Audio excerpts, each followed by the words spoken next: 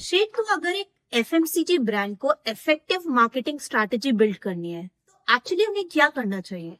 नम्रता, इसमें सबसे पहले जो एक एफएमसीजी ब्रांड ओनर को समझना है वो है अपनी ऑडियंस के को समझना, अपने ऑडियंस के टेस्ट को समझना, उसका प्रोडक्ट दूसरी कंपनी से कैसे डिफरेंट है, उस डिफरेंशिएशन को समझना और उस पर कॉन्स्टेंटली ब्रांड नॉकिंग करना है या ब्रांड मैसेजिंग को कम्युनिकेट करना ऑडियंस तक कि हम कैसे डिफरेंस है।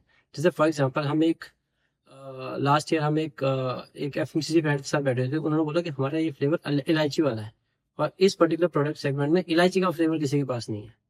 तो हमने कहा ठीक है, तो दैट मीन्स हमारी जो इलायची वाली ऑडियंस है जिनके टेस्ट में इलायची है वो इस प्रोडक्ट को डेफिनेटली कंसीडर करेंगे, क्योंकि इस पर्टिकुलर प्रोडक्ट रेंज में और कहीं कोई इलायची नहीं दे रहा।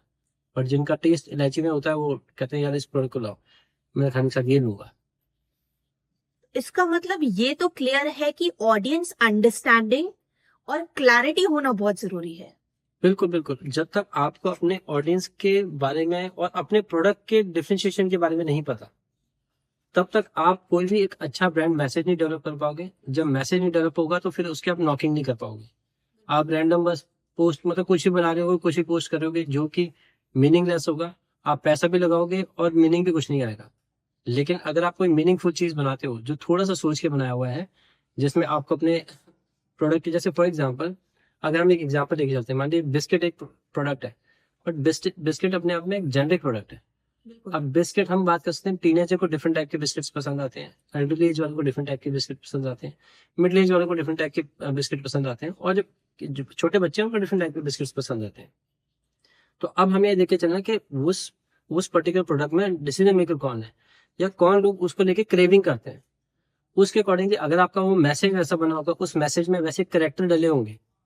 अगर आपको छोटे बच्चे से रिलेटेड कोई प्रोडक्ट है उसमें छोटा बच्चा डला हुआ है उस मैसेज के अंदर में, तो लोग ज्यादा बेटर रिलेट कर पाएंगे।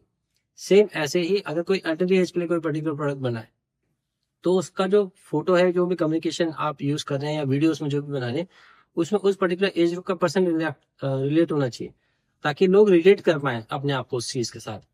और जितना ज्यादा वो रिलेट कर पाएंगे उतना ही ज्यादा आपकी जो ब्रांड स्टोरी है, आपका जो प्रोडक्ट का कम्युनिकेशन है, उनके माइंड में, उनके जहन में बैठ जाएगा और आपका प्रोडक्ट आपको बेचने की जरूरत नहीं पड़ेगी।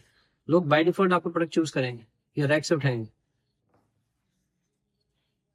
तो ये बात तो समझ में आ गई है कि एफएमसीजी ब्रांड को एक इफेक्टिव मार्केटिंग स्ट्रैटेजी बनाने के लिए सबसे पहले अपने कस्टमर्स को समझना पड़ेगा, फिर उनके बाइंग बिहेवियर को समझना है, और जब ये बातें समझ में आती है और उसके हिसाब से उन्हें अपना मार्केटिंग कम्युनिकेशन क्रिएट करना है। अब आप मुझे बताइए कि अपनी कंटेंट प्लानिंग के लिए आप कौन सी स्ट्रैटेजी को फॉलो करते हैं? नीचे कमेंट्स में बताइए।